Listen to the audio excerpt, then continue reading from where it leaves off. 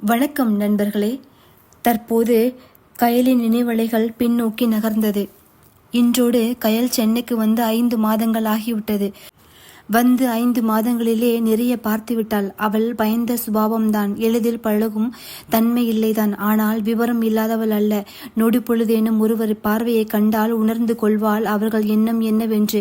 மற்றவர்களின் உணர்வை புரிந்து அதற்கேற்றாற்போல் நடப்பதால் தான் இவளை அனைவருக்கும் பிடிக்கும். துருவை நேருக்கு நேராக அரை நிமிடத்திற்கு மேல் கண்களை பார்த்து பேசியதில்லை. ஆனால் மகதியும் ஆர்வமும் அவளிடம் நடந்து கொள்ளும் விதமும் அனுசரணையும் புரிய வைத்திருந்தது துருவுக்கு ஏதோ இவள் மீது ஈர்ப்பு உள்ளது என்று. அதனால் தான் இவர்களின் நடவடிக்கை அவ்வாறு உள்ளதென்று.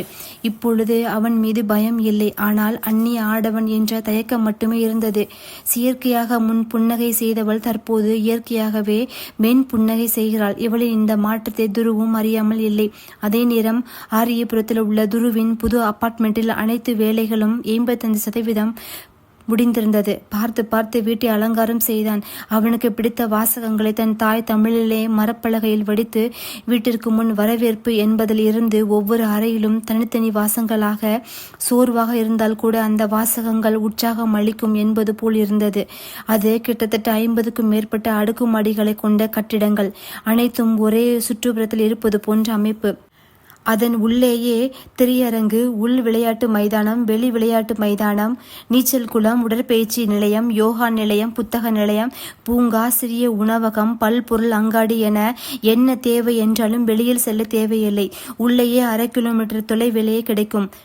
மற்றும் வீட்டின் அனைத்து தானாக இயங்கும் தானியங்கு முறையில் வடிவமைக்கப்பட்டிருந்தது, ஆட்டோமேட்டிக் சென்சார் வசதியுடன். துருவின் அடுக்குமாடியில் 4 அடுக்குகள், தளத்திற்கு 3 வீடுகள் வீதம், மொத்தம் 12 வீடுகள். இதில் இவன் இல்லம் 3வது மாடி. 2 படுக்கையறை, 3 பால்கனி கொண்டதாகும். இந்த தளத்தில் உள்ள மற்ற 2 வீடுகளை காட்டிலும் இவன் வீடு தனித்து தெரியும். அவனை போல் எங்கிலும் அடர் நிறங்கள் இல்லாத வெளிர் நிறங்கள்தான். தேவைக்கு அதிகமாக ஒரு பொருள் கூட இல்லாதவாறு வடிவமைத்திருந்தான். கிட்டத்தட்ட அவன் கனவு இல்லத்திற்கு சரியாக விதத்தில் உயிர் வந்தது போல் இருந்தது. துருவுக்கு ஒரு சுப முகூர்த்த நாளில் கிரகப்பிரவேசம் செய்ய நாளும் குறித்துவிட்டனர்.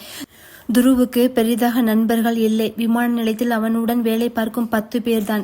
தேவ், மகதி, ஆரோ நண்பர்கள், தெரிந்தவர்கள், உடன் வேலை பார்ப்பவர்கள் என 500 பேருக்கு பத்திரிகை வழங்கி அழைக்கப்பட்டிருந்தது. இந்த வேளையிலும் அவன் வேளையிலும் துரு கயல்வெளியை மறந்திருந்தான் என்றுதான் கூற வேண்டும். கயல்வெளிக்கு அழைத்த அறிவழகி, கயலு, சோழையாவாரி மூலமா உனக்கு ஒரு வரன் பார்த்திருக்காங்க புள்ள. மாப்பிள்ளையை நானும் பார்த்தேன், கொஞ்சம் முரட்டாலதான் தெரியுதாரு. அங்க வசதி வாய்ப்பு எல்லாம் பார்த்தா பெரிய இடம்னு தோணுது புள்ள. நீ என்ன நினைக்கணும், உன் தாத்தா கிட்ட விவரமா சொல்லிடு, இல்லைன்னா கற்பம் அக்கா கிட்ட சொல்லி உன் மாமா கிட்ட சொல்லு புள்ள, இல்லைன்னா சிக்கலாயிரும் பாத்துக்க என்றாள். ஐயோ, என்னடி சொல்ற, ஏண்டி 1 வருஷம் ஆகணும்னு சொன்னாங்கல்ல என்றாள் கயல்.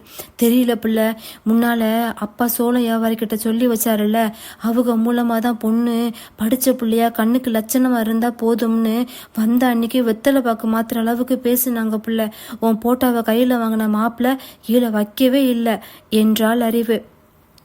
இது அப்பா மருதுமாமாவுக்கு தெரியுமா? தெரிஞ்சா ஒருவேளை மருதுமாமா ஏதாவது பிரச்சனை பண்ணுண்டி என்றாள். அதனால நிச்சயம் தள்ளி போகும்ல என்றாள் கயல். இந்நேரம் அவனுக்கு தெரியாம இருக்கணும்னு நினைக்கிறியா? அப்படியே தெரிஞ்சாலும் கிழிச்சிருவான் பாரு. நீ போனதுக்கு அப்புறம் அவன் ஏன் பின்னால சுத்திட்டு தெரியுதான் புள்ள. இத்தனை நாளா முடியாத பெரியப்பாவால இனிமே என்ன முடியும்? அப்படி இருந்தாலும் தங்கம்மா விட்டுருமா புள்ள, யோசி என்றாள் அறிவு. ஆமா, நீ சொல்றதும் சரிதான். இப்ப என்னடி செய்யலாம் என்றாள் கயல். எது செய்யறதா இருந்தாலும் வெரசா செய்ய புள்ள, அப்புறம் தலைக்கு மேல வெள்ளம் போன கதை தான் என்றாள் அறிவழகி. சரிடி, நான் என்ன செய்ய முடியும்னு பாக்குறேன். அது வரைக்கும் அங்க என்ன நடந்தாலும் உடனே போன் போடுடி என்றாள் கயல். சரி புள்ள, நீயும் கொஞ்சம் விழிப்பா இருந்துக்க, வச்சிடுறேன் என்று தொடர்பை துண்டித்தாள் அறிவு. விண்மீன் 19. கயல்வெளியின் மாமா அலுவலகத்தில் வேலை பார்க்கும் மற்றொருவன் தேவராஜுக்கு கால் செய்து ஒரு விஷயத்தை கூறினான். நல்லா தெரியுமா தம்பி, இதுல குழப்பம் எதுவும் இல்லையே, சரியா தெரியுமா என்றார் தேவராஜ். சார், நான் என் காதால கேட்டேன், இப்ப மட்டும் இல்ல, இது மாதிரி பலமுறை கேட்டிருக்கேன் சார், நல்லா தெரியும் என்றான். சரிப்பா, தேங்க்யூ என்று கட் செய்தார். ஏதோ யோசித்துக் கொண்டிருந்த தேவராஜ் அருகில் வந்த மகதி, என்ன தேவ், கிரக பிரவேசத்துக்கு இன்னும் 4 days தான் இருக்கு, எதையோ இப்படி யோசிச்சுட்டு இருக்கீங்க என்றார். என்று சுயநினைவுக்கு வந்தவர் பெருமூச்சு விட்டவாறு, என்ன சொன்ன? அதான் யோசிச்சுட்டு இருந்தேன், ட்ரெஸ் வாங்கணும்னு சொன்னல, ஈவினிங் துரு வந்தவுடன் போயிடலாம் என்றார். சரிங்க என்றவாறு எழுந்து சென்றார் மகதி. அங்கே ஆருவோ, இப்படி திடீர்னு சொன்னா நான் எங்க போவேன் மாடலுக்கு, ப்ளீஸ் ஃபைண்ட் சம்மொன்றி என்றாள் அவள் தோழியிடம். என்னாச்சு பட்டு, ஏன் இவ்வளோ டென்ஷனாக இருக்க என்றாள் மகதி. மீ, இன்னைக்கு 3 o'clock ஃபுல் க்ரூமிங் ப்ராக்டிகல்ஸ் இருக்குது.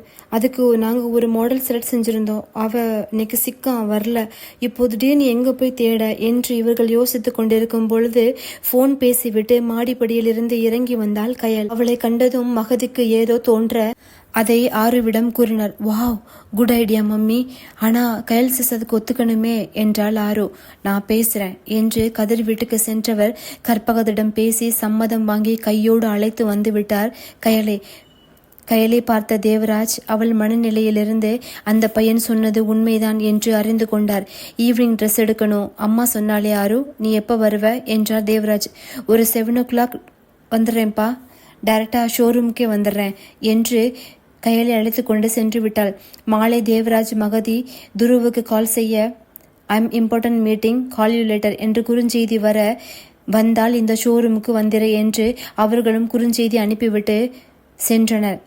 6:30 மணி போல் வீட்டுக்கு கையில் ஸ்வீட் பாக்ஸ் உடன் வந்த துரு அங்கு யாரும் இல்லாமல் இருக்க கால் செய்ய போனை எடுத்தவன் அப்போதுதான் அந்த குறுஞ்செய்தியை பார்த்துவிட்டு will be there within 30 minutes என்று அனுப்பிவிட்டு உடை மாற்ற அவன் அறைக்குள் நுழையும் முன் ஏதோ மொபைல் ஒலிப்பது போல் சத்தம் வர சுற்றும் முற்றும் பார்த்தவன் அப்போதுதான் உணர்ந்தான் வீட்டிற்கு வந்து கிட்டத்தட்ட 15 நிமிடத்திற்கு மேல் இந்த சத்தம் கேட்கிறது என்று. அறையாக தேடினான். அப்போது ஆருவின் படுக்கைக்கு அருகில் இருந்த மேஜையில் ஒரு பழைய ரக மொபைல் இருப்பதை பார்த்தவன் கட்டானவுடன் மீண்டும் மீண்டும் அடித்தது. அதை சென்று பார்த்தான். டிஸ்பிளேயில் அறிவு என்று இருக்க புருவங்களை சுருக்கி யோசித்தவன் இந்த பெயரை எங்கோ கேட்டது போல இருக்க அதுவோ இடைவிடாமல் ஒலித்தது. ஏதாவது எமர்ஜென்சியா இருக்குமோ என்று எண்ணியவன் அட்டன் செய்ய உடனே, ஏ கையில் எரும மாடே, ஃபோன் எடுக்க ஏன் இவ்வளோ நேரம் புள்ள உனக்கு என்றாள் அறிவழகி. அவள் குரலை வைத்து கண்டுகொண்டான் துரு இவள் யாரென்று. பின்ன மறக்க முடியுமா இந்த குரலை அவனுக்கு? உடனே தட் யூஸ்லெஸ் கேர்ள் என்று மனதில் எண்ணியவன் கட் செய்ய முற்பட, உனக்கு இன்னும் 5 நாள்ல நிச்சயம் புள்ள, அடுத்த வாரம் பரிசம், அதுக்கடுத்த வாரம் கல்யாணம் என்றவுடன் ஆழ்ந்து கவனிக்க தொடங்கினான். இப்பதான் உங்க தாத்தா உங்க மாமா கிட்ட பேசிச்சு, நான் தான் உன் மாமா கிட்ட சொல்லுன்னு சொன்னேன்ல என்றாள். இவள் பாட்டுக்கு பேச எதிரில் அமைதியாக இருக்க, கயலு கயலு என்க அதிர்ச்சியில் உறைந்திருந்த துரு என்றான். அங்கு அறிவின் பக்கம் சிறிது அமைதிக்கு பின், கதிர் மாமா என்றாள் அறிவு கேள்வியாக. அதற்கும் என்றான் துரு. மாமா என்னை மன்னிச்சிருங்க, எனக்கு என்ன சொல்லணும்னு தெரியல. கயல் பாவம் மாமா, அவளுக்கு இந்த கல்யாணத்துல சுத்தமா விருப்பம் இல்லை. கல்யாணம் இல்லை, இந்த நிச்சயம் நடந்தாலே அந்த புள்ள உயிரை விட்டுருவா என்றால் அழுதவாறு. அது வாயில்லா பூச்சி, உங்களுக்கு எல்லாம் பயந்துட்டு எதுவும் சொல்லாம இருக்கு, ஏதாவது செய்யுங்க மாமா என்றால் அறிவு அழுது கொண்டே. என்ன செய்வதென்று புரியாத துருவம் என்று தொடர்பை துண்டித்தான். அப்படியே யோசித்துக் கொண்டிருந்தவன் மொபைல் ஒலிக்க, துரு கிளம்பிட்டியா, சீக்கிரம் வா என்றார் தேவராஜ். ஷோர்ப்பா, கிளம்பிட்டேன் என்று வேகமாக உடை மாற்றிவிட்டு வெளியே வந்தவன் கதிர் வீட்டை நோக்க வாயிலில் கதிர் மகள் விளையாடி கொண்டிருந்தாள். அவளிடம் கயல் மொபைலை கொடுத்துவிட்டு சென்றான். காரில் சென்றவன் யோசிக்க எதுவும் பிடிபடவில்லை. முதலில் தன் காதலை கயலுக்கு தெரிவிக்கவே இல்லை. அவளுக்கு என்னை பிடிக்குமா என்றும் தெரியவில்லை. இந்த நிலையில் கயலின் வீட்டினர் பார்த்த மாப்பிள்ளையை எப்படி வேண்டாம் என்று தெரிவிப்பது? பிடிக்கவில்லை என்றால் இவளை கூறியிருக்கலாமே, ஏன் இவள் மறுக்கிறாள் என்று பலவித யோசனைகள் வந்து அவனை ஆர்ப்பரித்தது. இன்று அவன் வாழ்க்கையில் மிக முக்கியமான நாள். அதன் இனிமையை கூட முழுதாக அனுபவிக்க முடியாத நிலைமையை எண்ணி வருந்தினான். துருவுக்கு இப்போது கயல்வெளிக்கு நிச்சயம் என்று வருத்தம் இருந்தாலும் அவளுக்கும் விருப்பம் இல்லாத நிச்சயம் என்றே அதிக கவலை இருந்தது. ஏனெனில் இவன் சிறு வயதிலிருந்து வளர்ந்த சூழ்நிலை இவர்கள் விருப்பத்திற்கு மாறாக யாரும் எதுவும் கூறியதில்லை. ஆகையால் கயல் குடும்பத்தினரை எண்ணி வசைப்பாடினான் மனதினுள். 30 நிமிடத்தில் ஷோரூமை அடைந்தவன் உள்ளே செல்ல அங்கு மகதியும் தேவராஜும் அவனை எதிர்பார்த்து நின்றனர். வந்தவனை அவர்கள் தேர்ந்தெடுத்ததில் பிடித்த உடையை எடுக்க சொல்ல அவனோ முதல் ஆடை எடுத்து ஓகே என்றான். மற்றவற்றை அவன் பார்க்கவும் இல்லை, பார்க்க விரும்பவும் இல்லை. தேவராஜ், ஏன் என்னாச்சு துரு, எதுக்கு டல்லா இருக்க என்றார். ஒண்ணுமில்லப்பா, கொஞ்சம் டயர்டு என்றான் துரு. என்று இவர்கள் பேசிக் கொண்டிருக்கையில் மகதியோ வாவ் என்று ஆச்சரியமாக வாயிலை நோக்கி கூற ஆண்கள் இருவரும் அதை எடுத்து நோக்கினர். அங்கே ஆருவும் கயலும் வந்தனர். ஆருவின் பர்சனல் குரூமிங் மாடலாக சென்ற கயல் தேவதை போல் ஜொலித்தாள். பர்சனல் க்ரூமிங் என்றால் வேற ஒன்றும் இல்லை. புருவங்களை திருத்தி முகத்திற்கு ஏற்ப சிகையை சீர் செய்து ப்ளீச், ஃபேஷியல், மெனிக்யூர், பெடிக்யூர், அவ்வளவுதான். அதற்கே இந்த உலகம் அறியா அழகியாக தெரிந்தாள். தேவராஜோ நைஸ் சேஞ்ச் இல்ல மகி என்றார். துருவின் நிலைமை சொல்லவே வேண்டாம். இருப்பினும் அவன் தற்போதைய நிலைமையில் வெந்த புண்ணில் வேலை பாய்ச்சியது போல்தான் இருந்தது. ரசிக்க முடியவில்லை, ஆறுதல் கூற முடியவில்லை, எப்பவும் உன் கூட நான் இருப்பேன் என்ற நம்பிக்கை மூட்ட முடியவில்லை என்று எண்ணி நொந்து கொண்டான். விண்மீன் 20. அவன் எண்ணங்களை கலைக்கும் விதமாக துரு என்று வந்தார் மகதி. அந்த பொண்ணு வந்திருக்கா, நம்ம எல்லோருக்கும் எடுத்துட்டு அவளுக்கு எடுக்கலன்னா நல்லா இருக்காது, அதனால அவளுக்கு ஒரு சாரி வாங்கிடலாமா என்றார். ஷோமி, அதையே என்கிட்ட கேட்குறீங்க, யோவிஷ் என்றான்.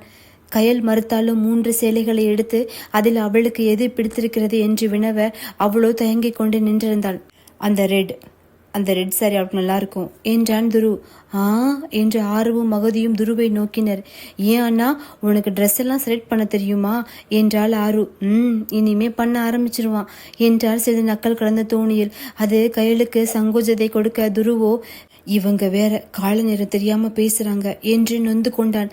சிறிது நேரத்தில் கதிர் தேவராஜுக்கு கால் செய்ய அட்டன் செய்த தேவராஜ், அங்கே இரு, நான் வர்றேன் கதிர் என்று வேலை இருக்கிறது என்று எழுந்து சென்று விட்டார்.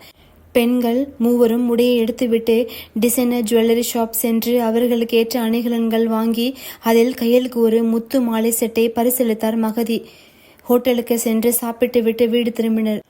துருவோ கயல்விழியைத்தான் கவனித்தான். ஒப்பனையே இல்லாத போதும் கூட அவள் முகத்தில் இருந்த பொலிவு தற்போது பேரழகியாக இருந்தாலும் அதில் உயிர்ப்பு இல்லை. அதை கவனிக்க துருவும் தவறியதில்லை. வீடு வந்தது. அனைவரும் இறங்கி ஆளுக்கு ஒரு பையை தூக்கி கொண்டு நடக்க, கயல் கொஞ்சம் நில்லு, இந்த பையையும் எடுத்துட்டு போக முடியுமா என்று அவனின் சற்று கனமான ஆடை பையை நீட்டினான்.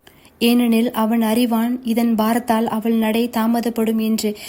அதேபோல் துரு காரை நிறுத்தத்தில் நிறுத்திவிட்டு வர முதல் மாடிதான் ஏறிக்கொண்டிருந்தான். அதிவேகமாக சென்று அவள் கையில் இருந்த பைகளை வாங்கி இனி தாமதித்தால் சரி வராது என்று எண்ணி அவள் முன் சென்று நின்றவன், Kayal please don't mistake me, I am sorry ச்சே என்றவன், எனக்கு இது ஃபர்ஸ்ட் டைம், அதான் உனக்கு எனக்கு உன்னை ரொம்ப பிடிச்சிருக்கு, வில் யூ மேரி மீ என்று அவளுக்கு எடுத்த சேலை மற்றும் முத்து மாலை செட் இருந்த பையை மண்டியிட்டு அவளிடம் நீட்டினாள். ஆனால் எதிர்பார்த்ததுதான் என்பது போல் பார்த்துவிட்டு முன்னேறி நடக்க மறுபடியும் முன்னால் சென்று நின்றவன், ஐ அண்டர்ஸ்டாண்ட் கயல், உனக்கு இது ரொம்ப டஃப் சுச்சுவேஷன், யோசி, எப்படியும் என் வீட்டு கிரக பிரவேசம் வருவீங்க, அப்போ சொல்லு. இல்லை வேண்டாம், இந்த சேரியை கட்டிட்டு வா, அப்போ நான் சம்மதம் எடுத்துக்கிறேன் என்றான். கண்களை ஆழ்ந்து மூடி திறந்தவள், இது எப்பவுமே நடக்காது, ப்ளீஸ் என்னை மன்னிச்சிருங்க, என்னால் இப்போதைக்கு அவ்வளோதான் சொல்ல முடியும் என்று கூறி சென்று விட்டாள். கிட்டத்தட்ட 10 நிமிடங்களாக அங்கேயே நின்ற துரு பின் தன்னைத்தான் தேற்றி கொண்டே, பாவம் சின்ன பொண்ணு, ஒரே நாளில் எவ்வளோ அதிர்ச்சியை தாங்குவா என்று எண்ணி நடந்தான். இவை அனைத்தையும் தூரத்திலிருந்து தேவராஜ் பார்த்து கொண்டுதான் இருந்தார். காதல் திருமணம் செய்து 25 ஆண்டுகளாக இல்லறம் நடத்தி வரும் அவருக்கு புரியாமல் இல்லை காதலின் ஆழம். ஆனால் அவனுக்கு அந்த பெண்ணின் மீது இருப்பது காதலே இல்லையே, அது வெறும் ஈர்ப்பு. பருவ வயதில் வந்திருக்க வேண்டியது காலம் தவறி அதுவும் தவறான ஆள் மீது தன் மகனுக்கு வந்திருப்பதை எண்ணி கவலையானார் தேவராஜ். ஆனா ஒரு நாள் உனக்கே புரியும் துரு, இது காதலே இல்லை என்று எண்ணியவாறு மேலே ஏறி சென்றார் தேவராஜ். சற்று நேரத்தில் வீட்டிற்குள் அனைவரும் அவரவர் வேலையை பார்க்க ஆருவின் கண்ணில் தென்பட்டது மலர் கொத்துகளும் இனிப்புகளும். இது என்ன என்று பார்த்தவள், வாவ் மை ஃபேவரட் ஸ்வீட் என்று சுவைத்தாள். பின் Magathi, this is my favourite என்று அவரும் ஒன்றை சுவைக்க, என்ன விசேஷம் துரு, ஸ்வீட்ஸ் பொக்கே எல்லாம் என்றார் தேவராஜ். நத்திங்பா, என்னை பைலட்டா ப்ரொமோட் பண்ணியிருக்காங்க என்றான் துரு. என்ன என்றவர்கள், கங்க்ராஸ் மை டியர், கங்க்ராச்சுலேஷன்ஸ் அண்ணா என்று வாழ்த்த அவனுக்கு தான் அதில் உற்சாகம் இல்லை. நினைவு தெரிந்த வயதிலிருந்து விமானி என்பது கனவு மட்டுமல்ல, அவன் ரத்தத்தில் ஊறிய ஒன்று. ஆனால் அந்த இனிமையான தருணத்தை கூட அனுபவிக்க விடாமல் செய்ததுதான் விதியின் சதியோ என்னவோ. இனி இந்த விதிதான் இவன் எண்ணத்திற்கு மாறாக அனைத்தையும் செய்ய போகிறது என்பதன் முன்னோட்டமோ என்னவோ. தென்றல் எதிர்பார்த்து நிற்கும் துருவிற்கு சூறாவளியின் வேகத்தை காட்ட காத்திருக்கிறது. சூறாவளி தென்றலாகுமா இல்லை தென்றல் சூறாவளியாகுமா? பொறுத்திருந்து பார்ப்போம். அங்கு கிராமத்திலோ ஊர் பெரியவர்கள் பெண்கள் என 10 பேரை அழைத்து வந்து பெண் கேட்டார் சுந்தரம். ரெங்கனோ வந்தவர்களை ஒன்றும் கூற முடியாமல் அழைத்து உபசரித்தவர், இன்னும் 1 மாசத்துல கையில பிள்ளைக்கு கல்யாணம் முடிஞ்சிரும், அப்படியே கையோட அறிவுக்கு முடிச்சிருவோம், அது வரைக்கும் பொறுக்கணும் என்றார். சரி ரெங்கா, ஆனா உன் பொண்ணு என் பையனுக்கு தான், பாத்துக்க என்று உரிமையாகவும் சற்று அழுத்தமாகவும் கூறிவிட்டு சென்றார் சுந்தரம் மாமா. சுந்தரத்திற்கோ மனைவி இறந்து 5 வருடம் ஆகிறது. தனி ஆளாக மகனை கவனித்து வருகிறார். மகன் சென்னையில் விமானப்படையில் பணிபுரிகின்றான். நல்ல பெரிய வீடு, தோட்டம், வயல் என வசதிதான். ஒரே ஒரு மகன்தான் அவருக்கு. ரெங்கனுக்கும் ஒரே ஒரு மகள்தான். எதிர்காலத்தில் நல்ல மருமகளும் நல்ல குடும்பமும் தாயில்லாத மகனுக்கு நல்ல துணையும் கிடைக்கும் என்ற எண்ணம் அவருக்கு. இது ஒவ்வொரு தாய் தந்தையரின் எழும் எண்ணம் தானே. அவர்கள் அனைவரும் சென்ற பின் இப்போ என்னையா செய்ய என்றார் ரஞ்சிதம். எதையோ யோசித்த ரெங்கன், கையில புள்ள கல்யாணம் முடியட்டும், அப்புறம் ஜாதகம் சரியில்லை அப்படி இப்படின்னு நாசுக்கா சொல்லிடுவோம்டி என்றார் ரெங்கன். ஏனெனில் 3 மாதத்திற்கு முன்னரே அறிவை கேட்டுவிட்டு சென்ற சுந்தரத்தை பார்த்து தயங்கி தயங்கி நின்றார் சக்கரை கிழவி. இதை கண்ட ரெங்கன் அவர் சென்றவுடன் என்ன என்று வினவ, இவர் மகன் படிக்கும் பொழுது ஒரு பெண்ணை விரும்பியதாகவும் அவளை தவிர வேறு திருமணம் முடிக்க மாட்டேன் என்று கூறிக்கொண்டிருப்பதாகவும் ஊரே அறிந்த உண்மை என்றார். ரஞ்சிதமோ, விசாரிக்காம ஒரு பிள்ளைய பத்தி தப்பா பேசுறது தப்பியா? சக்கரை சின்னம்மா பத்தி தெரியும்ல உங்களுக்கு, 1ன்னா 10ன்னு சொல்லும் என்றார். ஆமா, 1ன்னா 10ன்னு சொல்லும், ஆனா பொய் சொல்லாதடி. அறிவு அவங்க தூக்கி வளர்த்த புள்ள, ஊர் பிள்ளைகள் அத்தனை பேசுதே, என்னைக்காவது அறிவை பத்தி பேசிருக்கா? உண்டை வீட்டுக்கு 2 பண்ண மாட்டாங்க சக்கரை அத்தே என்றார் ரெங்கன். அதுவும் சரிதான், இப்போ என்ன செய்ய என்றார் ரஞ்சிதம். கையில் கல்யாணம் முடியட்டும், நானே நேரில் போய் பார்த்து கேட்க போறேன் அந்த பையனை. சம்மதம் சொன்னா அடுத்த கதையை பார்க்கலாம். ஏன்னா சுந்தரம் அம்மா ரொம்ப விருப்பப்பட்டு கேட்காரு. பிள்ளைக்கும் எந்த பிக்கல் பிடுங்கள் இல்லை, அதனால ராணி மாதிரி பார்த்துக்குவாங்க. என்ன நான் சொல்றது என்றார் ரெங்கன். சரிங்கய்யா. எங்க ஒரு 101 ரூபா நேர்ந்துக்கிட்டு காளியம்மாக்கு முடிச்சு போட்டு வை, நல்லபடியா புள்ள கல்யாணம் ஆகணும்னு என்று கூறி சென்றார். அறிவுக்கோ ஏக சந்தோஷம். நான் மெட்ராஸ்க்கு போறேன், பானிபூரி, பேல்பூரி, சன்னா மசாலா எல்லாம் சாப்பிடுவேன் என்று மனதினல் கூட்டாட்டம் போட்டுக்கொண்டாள். விண்மீன் 21. மறுநாள் காலையில் அறிவழகின் அத்தை தன் மகனுடன் வர, வாங்க மதினி என்று ரஞ்சிதம் அழைக்க, எங்க என் தம்பிய, நேற்று அறிவை பொண்ணு கேட்டு வந்தாங்களாமே, குத்துக்கல்லு மாதிரி ஒரு அக்கா, ஒண்ணு கண்ணே கண்ணுன்னு ஒத்த பயலை பெற்று இன்ஜினியர் படிப்பு படிக்க வச்சிருக்கேன், எங்களெல்லாம் கண்ணுக்கு தெரியாதோ? நானும் சாடமாடியா கேட்டு பார்த்துட்டேன், பிடியே கொடுக்காம கமுக்கமா பேசி முடிச்சிட்டீங்களாமே என்று சண்டையிட்டார். இல்ல மதினி, சும்மா பார்த்துட்டு போயிருக்காங்க, அவ்வளவுதான், முடிவு பண்ணல. நீங்க ஏன் வெளியவே நிக்கீங்க, உள்ளவங்க மதினி என்றார் ரஞ்சிதம். அதற்குள் ரெங்கன் வர, வாக்கா, வாங்க சந்தீப் மாப்ள, எப்படியா இருக்கீங்க, உள்ள வாங்க, ஏன் வெளியவே நிக்கீங்க என்றார். என் பிள்ளைய உன் மகனுக்கு கட்டுவேன்னு சொல்லு, உள்ள வரேன், இல்லனா இந்த படியை கூட மிதிக்க மாட்டேன் என்றார் அத்தே. எக்கா, அப்படியே இருந்தாலும் வாசல்ல நின்னா பேசுவாங்க, உள்ள வாக்கா, மாப்ள உள்ள வாங்க என்று ரெங்கன் வீட்டுக்குள் அழைத்து நடந்ததை கூறினார். ஆக சுந்தரம் அம்மாவுக்கு பொண்ணு தரல, நம்பலாம்ல, ஏமாத்திர மாட்டியே, சொல்லு ஒண்ணு செயல் ஒண்ணு இருக்கக்கூடாதுடா, பாத்துக்க என்றார். இல்லக்கா, அடுத்த வாரம் ஜோசியரை வர சொல்லி ஜாதகம் சரியா வந்தா முடிச்சிருவேன், சரியா என்றார் ரெங்கன். சரியா, எனக்கு தெரியும்யா, எங்க மாமா இல்ல அக்கா ஒண்டி கட்டன்னு பொண்ணு தர மாட்டியோன்னு நினைச்சேன், இப்பதான் மனசுல பால் வாத்த மாதிரி இருக்கியா என்றார். அப்புறம் மாப்ள, இப்ப எங்க வேலை என்றார் ரெங்கன் சந்தீப்பிடம். கோயம்புத்தூர்ல டெம்பரவரியா வேலை பாக்குறேன் மாமா, நிறைய இன்டர்வியூ அட்டன் பண்ணிருக்கேன், சீக்கிரம் நல்ல வேலை கிடைச்சிருமாமா என்றான் சந்தீப். கண்டிப்பா நல்ல அதிகாரி வேலை கிடைக்கும்யா, முயற்சி செஞ்சுக்கிட்டே இருங்க. ஏண்டி, வந்தவங்களுக்கு சாப்பாடு தயார் பண்ணிட்டியா என்றவாறு எழுத்து சென்றார் ரெங்கன். இதை கேட்ட அறிவோ உதடுகளை பிதுக்கிக் கொண்டு, கோயம்புத்தூரா, எனக்கு மெட்ராஸ் தான் போகணும் என்றாள். ஏண்டி அறிவு, என் மவனை கட்டிக்கிறியா, வெளிநாட்டு போவடி என்றார் சக்கரை கிழவி. ஒழுங்கா போயிரு கிழவி, இல்லைன்னா நீ இப்ப சுடுகாட்டுக்கு போயிருவ பாத்துக்க என்றாள் அறிவு கடுப்புடன். அம்மா காளியாத்தா, எனக்கு மெட்ராஸ் தான் போகணும், கோயம்புத்தூர் வேண்டா என்றாள் அறிவு. ஏய் அறிவு, நில்லுடி, உங்ககிட்ட கொஞ்சம் பேசணும் என்றான் சந்தீப். அறிவோ சலிப்பாக, என்ன சொல்லு என்றாள். அருகில் சக்கரை கிழவி இருப்பதை பார்த்த சந்தீப், முக்கியமான போனு, அப்புறமா பேசுறேன் என்று விட்டு சென்றேன். என்ன இவன் பார்வையே சரியில்லை, என்ன விஷயமா இருக்கும் என்று எண்ணிக்கொண்டிருந்த அறிவு அருகில் வந்த சக்கரை கிழவி, ஏடி அறிவு, 1 வாரமா இந்த பாரத்தை புள்ள பண்ணலடி, கொஞ்சம் புள்ள பண்ணி கூடடி என்றார். கிழவி, ஒழுங்கா போயிரு, உனக்கே முழு நேர வேலைக்காரியா வச்சிருக்க, என்ன காசை மட்டும் வாங்கி சுருட்டி சுருக்கு பையில போட்டுக்கிறேல, அதுக்கு என்ன எனக்கு சம்பளமா கொடுக்க? அடுத்த மாசம் நான் கல்யாணம் முடிச்சிட்டு போயிட்டா என்ன செய்வ என்றாள் அறிவு. அதானடி, அதுக்காக பொம்பளை பிள்ளைக்கு கல்யாணம் முடிக்காம இருக்க முடியுமா? உன் கல்யாணத்துக்கு 1/2 பவுனுக்கு தொங்கோட்டம் எடுத்து வச்சிருக்கேண்டி என்றார் சக்கரை கிழவி. அங்கோ சென்னையில் கதிர் அலுவலகத்தில் கைகளை கட்டிக்கொண்டு மேஜையில் சாய்ந்தவாறு கதிர் நின்றிருக்க அவர் முன் துப்பட்டா துணியை சுருட்டி கொண்டு அழுது கொண்டிருந்தாள் கயல். நான் கேள்விப்பட்டதெல்லாம் உண்மையா? நாளை கழிச்சு ஊருக்கு போனோம். நான் அப்பா கிட்ட என்ன சொல்ல? அப்பா என்கிட்ட கேட்கும்போது உன் மேல இருக்கிற நம்பிக்கையில் சரி ஏற்பாடு செய்யுங்கன்னு சொல்லிட்டேன். சொந்த எல்லாருக்கும் சொல்லியாச்சு. அம்மாவை பற்றி நினச்சியா என்றார் கதிர். மன்னிச்சிருங்க மாமா, நீங்கள் எல்லாம் என்ன சொல்கிறீங்களோ அதை செய்கிறேன். என்னால் யாருக்கும் கஷ்டம் வேண்டாம் மாமா என்றாள் கயல். என்ன கயல், ரொம்ப சாதாரணமாக சொல்லிட்ட. இது என்ன ஒரு நாளில் முடிஞ்சு போகிற விஷயமா? உன் வாழ்க்கை, இனி அது உன் உலகம். அதில் இஷ்டம் இல்லாமல் எப்படி? எனக்கே ஒன்றும் புரியல. சரி விடு, ஊரில் யாருக்கும் சொல்ல வேண்டாம் சரியா? யாருக்கும்னா அறிவளைக்கும் சேர்த்து தான், புரியுதா என்றார். அறிவுக்கு எதுக்கு வேண்டாம்னு சொல்றாரு மாமா, தெரியலையே என்று எண்ணியவாறு சரி மாமா என்றாள். அறிவு கால் செய்தாலே இங்கே இருக்கேன் அங்கே இருக்கேன், சிக்னல் இல்லை என்று தவிர்த்தாள் மாமா சொல்லுக்காக. இதற்கிடையில் மாமன் கதிர் ஊரில் யார் யாருக்கோ கால் செய்து சிலவற்றை செய்தார். மறுநாள் துருவு வீட்டு கிரகப்பிரவேசம். மகதி தேவராஜுக்காக காலையில் கணபதி ஹோமம், லக்ஷ்மி ஹோமம் வளர்க்கப்பட்டு 6 மணி அளவில் பால் காய்ச்சினர். ஹோமம் வளர்க்கும் போதும் சரி, பால் காய்ச்சும் போதும் சரி, கயலை எதிர்பார்த்து ஏமாந்தான் துரு.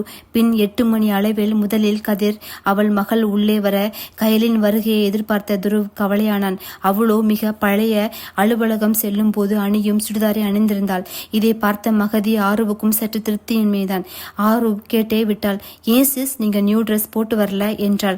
இல்ல ஆரு, நாளைக்கு ஊருக்கு கிளம்பணும். நீ சென்னைக்கு சந்தேகம்தான், அதான் எல்லாத்தையும் பாழாக்க வேண்டான்னு வச்சுட்டேன் என்றாள் கயல். அப்போது கயல் மம்மன் கதிர் கயல் என்று ஏதோ கண்ணை காட்ட சரி என்பது போல் தலையாட்டி விட்டு, நீங்களும் எல்லாரும் வாங்கலேன், நாள் கழிச்சு அடுத்த நாள் எனக்கு நிச்சயம் என்றால் துக்கத்தை அடக்கியவாறு. அது தேவராஜ் மற்றும் துருவுக்கு நன்றாகவே புரிந்தது. நிச்சயம் வருவோம். இங்கிருந்து எத்தனை ஹவர்ஸ் டிராவல் என்றான் துரு. மகதி மற்றும் தேவ் ஒருவரை ஒருவர் பார்த்து கொண்டே நிற்க ஆருவோ அண்ணா நீ போறியா என்றாள். நான் மட்டும் இல்ல ஆரு, நீயும் தான். ஆக்சுவலி கயலுக்கு மேக்கப் அண்ட் காஸ்டியூம் நீ தான் பண்ற என்றான் துரு. நானா என்று ஆரு தேங்க அவள் தோளை பற்றிய தேவராஜ், நாமளும் போயிட்டு வரலாம் ஆருமா, கயல் கொஞ்ச நாள்ல நம்ம கூட ரொம்ப க்ளோஸா பழகிட்டா, நீயும் வில்லேஜ் எல்லாம் பார்த்ததில்லைல, சோ எல்லாம் போகலாம் என்றார். Yes Dev, I am so excited என்றார் மகதி. கதிர்கோ ஏக சந்தோஷம். ஆனால் தன் வீடு இவர்கள் வசதிக்கு இருக்குமா, இல்லை மதுரையில் ஹோட்டல் புக் பண்ணலாமா என்று அவர்களிடம் ஐடியா கேட்க துரு மறுத்துவிட்டான். நீங்க எல்லாம் எங்க இருக்கீங்களோ அங்கேயே நாங்களும் இருப்போம், எந்த ஸ்பெஷல் ட்ரீட்டும் வேண்டாம், நாங்க வில்லேஜ் லைஃப் எக்ஸ்ப்ளோர் பண்ணதான் வர்றோம், ஸோ நோ நீட் என்றான். சரி, ரொம்ப நல்லது என்று துரு வீட்டை சுற்றி பார்த்தனர். கடனுக்கே என்று வந்து நின்ற கைல்வெளியை பார்த்த துரு, எனக்கு பிடிச்ச பெண்ணு என்னோட வீட்டில் எவ்வளோ நல்லா இருக்கும் ஆனா என்று வாய் வழியாக மூச்சை இழுத்து விட்டவன் பார்க்கலாம் என்ன நடக்குதுன்னு என்று விட்டான். மறுநாள் காலை அனைவரும் கிளம்ப தேவராஜ் காரில் கற்பகம், கதிர் மகள் கயல் வர துரு காரில் மகதி ஆரு அமர்ந்து வந்தனர். கிட்டத்தட்ட 6 to 7 மணி நேர பயணம் முடித்து வந்தனர் கயல் கிராமத்திற்கு. கயல் ஊருக்குள் வந்ததும் வாயை பொத்தி அழத் தொடங்கினாள். நீண்ட இடைவெளிக்கு பின் வந்த சந்தோஷமா இல்லை விருப்பம் இல்லாத நிச்சயம் என்று காரணமா என்பதை அவளே அறிவாள். அவர்களை எதிர்பார்த்து வாசலில் நின்றனர் தாத்தா, தங்கரதம், அன்பரசன், ரெங்கன். இறங்கி வந்தவர்களை வரவேற்று அழைத்து சென்றனர் வீட்டிற்குள். அவர்கள் தெருவில் முனையில் வந்ததிலிருந்து வீட்டிற்குள் சென்றது வரை வீட்டிற்கு வெளியே நின்று பார்த்தனர் கிராம மக்கள். பெரிய பெரிய காரு என்று சுற்றி சுற்றி வந்தனர் சிறுவர்கள். வீட்டிற்குள்ளே சென்ற பின் கூட ஆரு, மகதி, துரு, தேவராஜ் இவர்களின் தோற்றம், உடை வித்தியாசமாக இருக்க வீட்டு வாசலில் நின்று எட்டி எட்டி பார்த்து கொண்டிருந்தனர் கிராமவாசிகள். கயலோ தங்கரதத்தை கட்டி தழுவி அழ அவர்களோடு சேர்ந்து அன்பரசனும் அழுதான். சரி விடுப்புல, நாம் அப்புறமா பேசலாம், வந்தவர்களை கவனி என்று டம்ளர் நிறைய எலுமிச்சை சாறு பிழிந்து ஏலக்காய், வெல்லம் போட்ட பானகம் மருந்து கொடுத்தார். ஏனெனில் ஏற்கனவே அது மதிய நேரம், நீண்ட தூர பயணம் என்பதால் உடல் சூட்டை தணிக்கும் என்று கூறியே கொடுத்தார். அவர்களிடம் கதிர் அறிமுகம் செய்தார். என் அக்கா தங்கரதம், இதுதான் கயலோட அம்மா, அப்புறம் இது கயல் தம்பி அன்பரசன், இது என் அப்பா என்று அறிமுகம் செய்ய, ஐயா கதிரு சாப்பாடு ஆயிருச்சு, எல்லாம் சாப்பிட்டு பேசலாம்யா என்று வந்தார் ரெங்கன். இது எங்க அண்ணன், கூட பிறக்கல, அது மட்டும்தான், மற்றபடி எங்க வீட்டு விசேஷம்னா அவங்க வீட்டு விசேஷம் மாதிரி, பல வருஷம் எங்க தாத்தாவோட அப்பா காலத்துல இருந்து நாங்க இப்படித்தான் இருப்போம் என்றார் கதிர். இப்பதான் ஜூஸ் குடிச்சோம், இன்னும் கொஞ்ச நேரம் ஆகட்டும் சாப்பிடலாம் என்றார் தேவராஜ். இவர்கள் இப்படி பேசிக் கொண்டிருக்க வீட்டை கண்களால் சுழல விட்ட துரு பார்த்தது சின்ன குழந்தையில் தவழும் வயதிலிருந்து தற்போது வரை உள்ள கயல்விழியின் புகைப்படம் அங்கு அழகாக அலங்கரிக்கப்பட்டிருந்தது. அதைத்தான். பின் அன்பரசன் சென்று தேவராஜ் காதில் ஏதோ கூற, ஆரு, துரு, வாஷ்ரூம் கொஞ்சம் வெளியே இருக்கு, போகணும்னா யூஸ் பண்ணிக்கங்க என்றார். இருவரும் இப்ப வேண்டாம் என்று மறுத்தனர். பின் தாத்தா மாப்பிள்ளையின் போட்டோவையும் வரதட்சணை நம் விருப்பம் என்று மற்ற செய்முறை என்றும் விளக்கி கொண்டிருந்தார். கதிரோ, கல்யாணத்துக்கு நாள் கிடக்கல, முதல் நிச்சயம் முடியட்டும், அப்புறமா அமர பேசலாம்ப்பா என்றார் கதிர். விண்மீன் 22. அப்போதுதான் ரஞ்சிதம் உள்ளே வர, வாங்க வாங்க எல்லாரும் வாங்க என்க, ரஞ்சிதம்மா என்று ஓடி வந்து கட்டி அணைத்தாள் கயல். மறுபடியும் அங்கே ஒரு பாசமலர் போராட்டம்.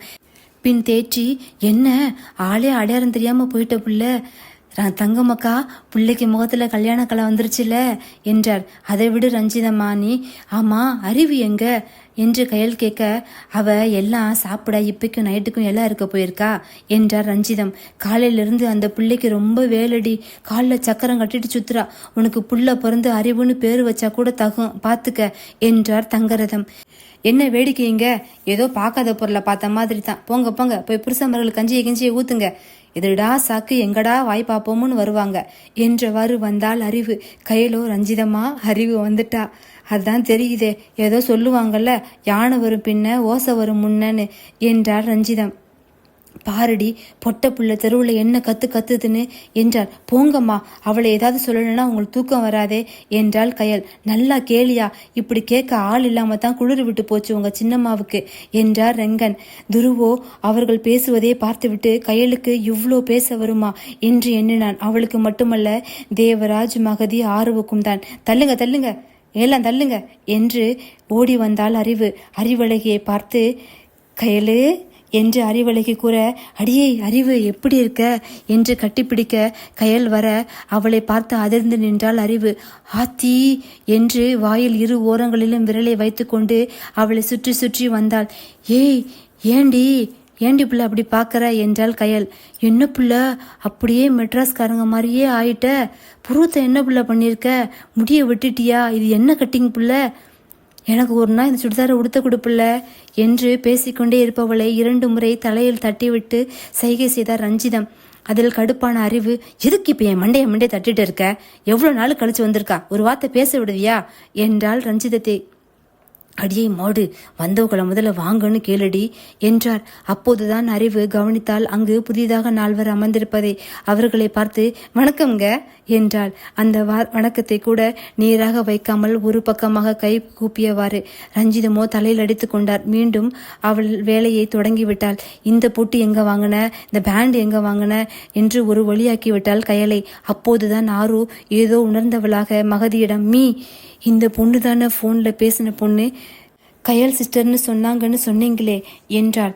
ஏய் ஆமா அரு, தட் சேம் கேர்ள் என்று தேவராஜிடம் கூற, அவரோ புருவத்தை ஏற்றி இறக்கியவாறு தோள்களை குலுக்கிக் கொண்டார். சரி வாங்க சாப்பிடலாம் என்று அறிவழகின் வீட்டுக்கு சென்றனர். அவர்கள் வீட்டு வெளி தாழ்வாரத்தில் பாய்கள் விரிக்கப்பட்டு இலைகள் போடப்பட்டு இருந்தது. உணவு பரிமாற 2 ஆட்கள் அவர்கள் தோட்டத்திலிருந்து வரவழைக்கப்பட்டிருந்தனர். சாதம், சாம்பார், அவியல், பொரியல், கூட்டு, மோர், ரசம், வத்தல் குழம்பு, பாயசம் என்று களை கட்டியது அவர்கள் உணவு. சாப்பிட அனைவரும் திருப்தியே. இது யார் செஞ்சா என்று கேட்டுக்கொண்டே சாப்பிட்டார் மகதி. கிட்டத்தட்ட 30 பேருக்கு தங்கம், ரஞ்சிதம், சர்க்கரை கிழவி, இன்னொரு கிழவி, அறிவு என்று சேர்ந்து சமைத்திருக்கின்றனர். சாப்பிட்டு விட்டு வெளியே வந்தவர்கள் சுற்றி சுற்றி பார்த்தனர். ஆடு, மாடு, கோழி என அதற்கான கொட்டகை தொழுவத்தில் இருக்க ஏதோ அழகாக தெரிந்தது அவர்களுக்கு. எல்லாம் இங்க வாங்க இங்க வந்து கை கழுவுங்க என்று ஒரு பெரிய வாளியுடன் வந்தாள் அறிவழகி. கையை கழுவி விட்டு ஒவ்வொருத்தராக செல்ல அறிவழகி அருகில் வந்தார் தேவராஜ். உன் பேரு என்று இழுக்க அறிவழகி என்றாள். அறிவழகி, நான் ஒரு அட்வைஸ் சொன்னா தப்பா நினைக்க கூடாது என்றார். என்ன இவரு இப்படி திடீர்னு வந்து என்னமோ சொல்றாரு என்று எண்ணியவள், மாட்டேன் சொல்லுங்க என்றாள். இனிமே யாராவது திட்டுனா அவங்கள மட்டும் திட்டுமா, அவங்க அப்பா அம்மாலாம் இழுக்காதம்மா என்றார் ஏதோ புரிந்தவளாக. ஐயோ அது நீங்களா, மன்னிச்சிருங்க, கையில சொன்னா, இல்லையில ரொம்ப திட்டுனா, எல்லாத்தையும் கேட்டுட்டுங்களாமே என்றாள் அறிவு.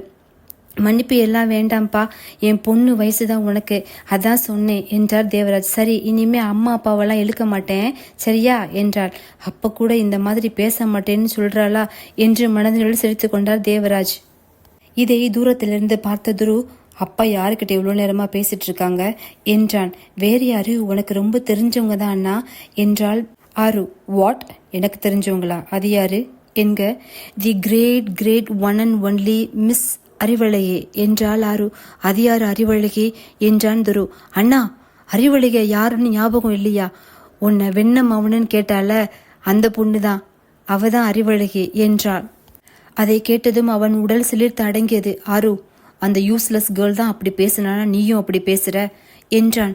அப்புறம் என்னன்னா, அவளை எப்படி இன்ட்ரோ கொடுக்கறது என்றாள். ஆமா, அவளுக்கு இன்ட்ரோ ஒன்று தான் கேடு என்று எண்ணியவன், சரி அவகிட்ட போய் அப்பா ஏன் எவ்வளோ நேரம் பேசிட்டு இருக்காங்க என்றான்.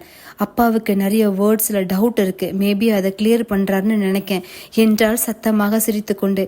அப்போது அங்கு வந்த மகதி, பார்க்க ரொம்ப சின்ன பொண்ணு போல இருக்கிறா, ஆனா என்ன வாய் அந்த பொண்ணுக்கு இல்ல துரு என்க. நோ கமெண்ட்ஸ் மீ என்றான் சலிப்பாக. பின் ஏதோ நினைத்தவன் வருகின்ற தேவராஜை பார்த்து, அப்பா அந்த பொண்ணுகிட்ட என்ன கன்வர்சேஷன் உங்களுக்கு என்றான். இல்ல துரு, இனிமே திட்டதா இருந்தா சம்பந்தப்பட்டவங்களை மட்டும் பேசுமா, தேவையில்லாம பாவம் அவங்க அப்பா அம்மா அவங்களெல்லாம் இழுக்காதம்மா அப்படின்னு சொன்னேன். ஏன் துரு என்றார் தேவராஜ். அவரை பார்த்து முறைத்த துரு, ஆக்சுவலி ஏம்மா அப்படி பேசுறேன்னு கேட்டுக்கணும் நீங்க என்றான். கருத்து சுதந்திரம் உள்ள நாடுப்பா, நீங்க ஏன் இப்படி பேசுறீங்க, எதுக்கு பேசுறீங்க, யாரையும் கேட்க முடியாது துரு என்றார் அவரும் நக்கலாக. இவர்கள் இப்படி பேசிக் கொண்டிருக்க அறிவழகி அனைவர் சாப்பிட்ட இலைகளையும் இங்கொன்றும் அங்கொன்றுமாய் இருக்க அதை தென்னம் பெருக்குமாறால் பெருக்கிக் கொண்டிருந்தவளின் அருகில் வந்தாள் கயல். அறிவு என்றவளே, கயலு என்ன புள்ள சாப்பிட்டியா என்று அவள் அருகில் ஓடி வந்தாள். இத்தனை நாளா உன் கால் அட்டன் பண்ணலன்னு கோமாடி என்றாள் கயல்.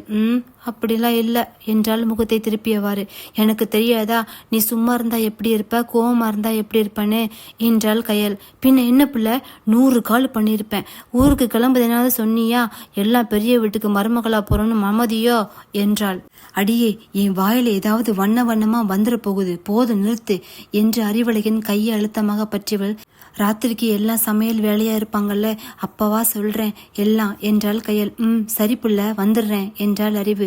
சரி என்று கயலும் திரும்பி செல்ல முற்படும் போது அங்கு சற்று தொலைவில் ஆரு, தேவராஜ், துரு, மகதி நின்று அறிவை பற்றி பேசிக் கொண்டிருப்பதை பார்த்தவள் வேகமாக அறிவு அருகில் சென்று, அறிவு அந்தா அங்க இருக்காங்கல்ல யாரு என்று அவளுக்கு பின்னால் பார்த்துவிட்டு, ஆமா அவங்களுக்கு என்ன என்றாள்.